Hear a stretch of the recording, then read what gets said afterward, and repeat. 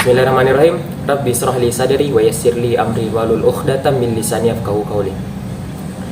Yang kami hormati Ibu Asniwati SE MSI selaku dosen pembimbing pada mata kuliah manajemen keuangan dan seluruh teman-teman yang sudah menyempatkan diri untuk menyaksikan video ini. Assalamualaikum warahmatullahi wabarakatuh.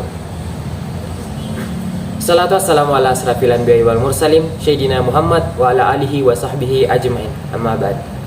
Baiklah, marilah kita panjatkan puji dan syukur atas kehadirat Allah Subhanahu wa taala, karena atas berkat rahmat dan hidayahnya lah kita masih sempat untuk membuat video ini, dan teman-teman semua serta Ibu Asniwati SE MSI masih sempat untuk menyaksikan video ini. Sebelum kita memasuki inti dari video ini, izinkan saya memperkenalkan anggota dari kelompok 3, yaitu yang pertama saya sendiri atas nama Muhammad Arsyil Bakung, dan saya Celestia Ilham, dan bukan nama saya Indonesia. Saya Denis. Itulah nama-nama dari anggota kelompok 3 yang sekaligus akan membawakan materi mengenai manajemen kas pada video kali ini. Dan saya harap teman-teman dan seluruh yang menyaksikan video ini dapat fokus dari apa yang kami sampaikan pada video ini. Saya Celestia Ilham ingin menjelaskan apa itu kas. Kas ini merupakan sebuah nominal uang kontan atau juga seluruh bentuk aset yang cepat dicairkan perusahaan. Pengertian lainnya ialah sebagai salah satu bentuk aktiva lancar yang bisa atau dapat dimanfaatkan segera guna pembayaran kewajiban jangka pendek. Bentuk kas yang paling sering digunakan ialah uang tunai, deposit, money order, atau juga kas bond dan lainnya.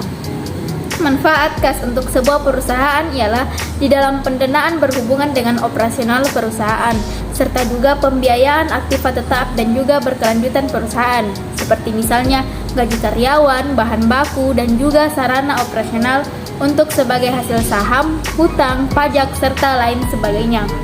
Jadi, manajemen kas ini merupakan sekumpulan aktivitas atau kegiatan dalam perkiraan, merencanakan, mengumpulkan, mengeluarkan, serta juga menginvestasikan diri suatu perusahaan supaya dapat atau bisa beroperasi dengan lancar. Tanpa ada manajemen kas yang baik, tentu sebuah perusahaan akan mengalami kebangkrutan disebabkan karena kurangnya kas. Walaupun perusahaan tersebut memperoleh profit, sebuah aplikasi kas akan sangat membantu dalam manajemen. Baik, itu malah materi yang telah disampaikan oleh Celestia Ilham. Selanjutnya saya akan melanjutkan materi tentang persediaan cash minimal. Jumlah uang cash minimal yang harus ada di perusahaan berbeda-beda antara yang satu dengan yang lainnya. Hal ini sangat tergantung pada besar kecilnya dan kemampuan perusahaan. Di samping itu, cash minimal juga tergantung pada prediksi atau perkiraan besarnya aliran cash masuk dan cash keluar beserta penyimpangannya. Estimasi aliran cash keluar perlu mempertimbangkan adanya biaya yang keluar secara tunai baik yang tidak tunai. Dalam perencanaan cash, biaya yang tidak sesuai dengan perubahan tidak diperhitungkan dalam menentukan jumlah uang cash minimal perusahaan. Hubungan baik dengan pihak perbankan, pemasok, dan juga perantara mempengaruhi besarnya persediaan cash minimal yang harus dijaga oleh perusahaan. Perusahaan harus memiliki persediaan cash minimal yang ada setiap saat atau sering disebut dengan persediaan besi atau uang pengaman. Persediaan minimal cash pada dasarnya tidak jauh berbeda dengan persediaan minimal pada persediaan barang. Persediaan cash minim ini bertujuan untuk menjaga agar operasi perusahaan tetap terjamin dan tidak memenuhi kewajiban finansial perusahaan sewaktu-waktu harus dibayar. Kewajiban finansial ini dapat berupa hutang lancar maupun baik biaya tetap maupun biaya variabel yang harus untuk menjalankan operasi perusahaan. Ketersediaan cash dalam perusahaan merupakan hal yang mutlak. Baiklah, itulah materi yang sempat dibawakan oleh saudari Al-Mukarramah. Saya akan melanjutkannya dengan membahas mengenai model manajemen kas. Manajemen kas perusahaan bisa diterapkan melalui dua model, yaitu Baumol dan Miller-Orr. Yang pertama yaitu model persediaan atau model Baumol. Model manajemen persediaan kas ini diciptakan oleh seorang ahli bernama Baumol. Baumol mengidentifikasi bahwa kebutuhan akan kas dalam suatu perusahaan mirip dengan pemakaian persediaan. Artinya, bila perusahaan memiliki saldo kas tinggi, perusahaan akan mengalami kerugian dalam bentuk kehilangan kesempatan untuk menginvestasikan dana tersebut pada kesempatan investasi lain yang lebih menguntungkan. Sebaliknya, bila saldo kas terlalu rendah, kemungkinan perusahaan mengalami kesulitan likuiditas pun makin besar karena seharusnya ada penyeimbangan. Masalah yang sama juga terjadi untuk persediaan. Selanjutnya yaitu model Miller-Orr.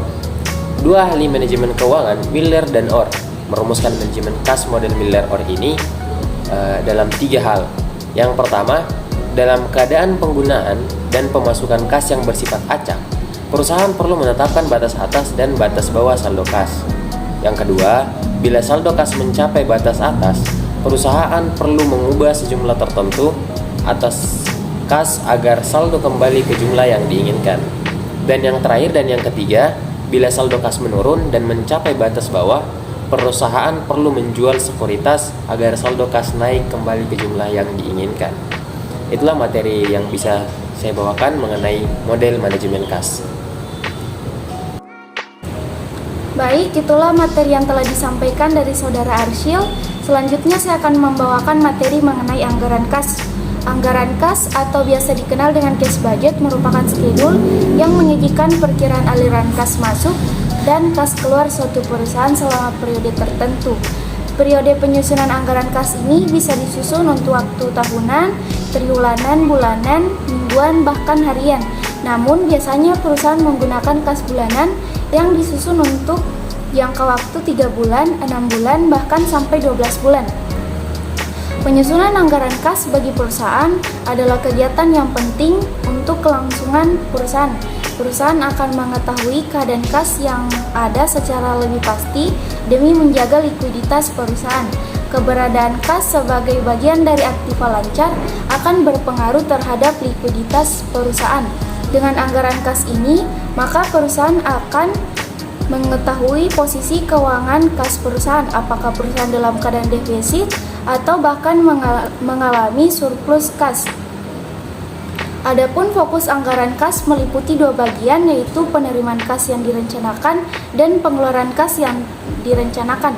Merencanakan aliran uang kas masuk dan kas keluar akan memberikan saldo posisi awal dan saldo akhir kas yang direncanakan untuk suatu jangka waktu tertentu. Perencanaan aliran uang kas masuk dan keluar akan menunjukkan yang pertama, 1. Kebutuhan untuk membiayai kekurangan kas yang mungkin terjadi, ataupun kebutuhan 2 ataupun kebutuhan terhadap perencanaan investasi atas kelebihan uang pada penggunaan yang mendapatkan keuntungan. Adapun tujuan anggaran kas antara lain, yang pertama, membuat taksiran posisi kas pada setiap akhir periode dari kegiatan operasi perusahaan baik periode bulanan maupun tahunan. Yang kedua, mengetahui adanya kelebihan atau kekurangan kas yang terjadi pada periode tertentu. Yang ketiga, merencanakan besarnya kas untuk menutup kekurangan atau biasa dikenal dengan defisit yang terjadi. 4. Menentukan besarnya kas untuk pembayaran dan kelebihan kas yang dapat digunakan untuk melakukan investasi. Dan yang terakhir, mengetahui waktu kapan suatu pinjaman atau kewajiban yang lain harus dibayar. Itulah materi yang sempat dibawakan oleh saudari kita Ainul Aziza. Nah, selanjutnya tentang penyusunan anggaran kas. Penyusunan anggaran kas ini membantu kita untuk menggambarkan tentang suatu atau sumber penerimaan kas, pengeluaran kas, terjadinya kelebihan dan kekurangan kas, pembayaran pinjaman, menentukan posisi kas pada berbagai waktu hubungannya, dan menentukan keputusan pembelanjaan yang berjangka pendek maupun berjangka panjang. Yang artinya pada dengan memperbandingkan uang kas masuk dan uang kas keluar, sehingga saldo kas pada akhir suatu periode akan sama dengan saldo awal ditambah penerimaan kas pada suatu periode dan dikurangi pengeluaran kas pada waktu yang sama. Dan ketika terjadi divisi atau berkurangnya anggaran belanja kas, sehingga perusahaan perlu mencari dana tambahan dari sumber yang paling menguntungkan. Sebaliknya, dengan adanya surplus yang diketahui lamanya sebelumnya, dapat dipersiapkan pemilihan alternatif penggunaan yang paling menguntungkan. Adapun tahap-tahap dalam penyusunan anggaran kas ini adalah 1. Itu menyusun penerimaan dan pengeluaran kas, yaitu penerimaan kas berupa penjualan tunai, penerimaan utang, penjualan aktiva tetap, dan lain-lainnya. Sedangkan untuk pengeluaran berupa pembelian tunai, pembayaran utang, pembayaran upah, pembayaran biaya penjualan, dan pembayaran biaya-biaya lainnya. Yang kedua itu tentang transaksi finansial, yaitu transaksi yang berhubungan dengan rencana kebutuhan dana yang diperoleh dari pinjaman untuk menutupi kerugian yang terjadi beserta rencana pembayaran pinjaman dan bunganya. Dan ketiga itu menyusun anggaran kas final, yaitu meliputi transaksi operasi, transaksi finansial, dan di sini semua anggaran terlihat semua, baik dari penerimaan ataupun pengeluaran. Jadi ketika terjadi sebuah surplus atau divisi yang akan datang, maka kita dapat mengambil sebuah keputusan yang tepat, karena kelebihan kas akan membuat perusahaan kehilangan keuntungan karena menginvestasikan sebagian kasnya, dan kekurangan kas akan mengganggu kegiatan perusahaan. Sekian dari materi saya. Baiklah, jadi itulah video yang bisa kami bawakan pada presentasi kali ini. Saya harap apa yang kami sampaikan bisa tercerna dan tersampaikan dengan baik kepada seluruh teman-teman yang menyaksikan video ini. Dan saya akhiri video ini. Assalamualaikum warahmatullahi wabarakatuh.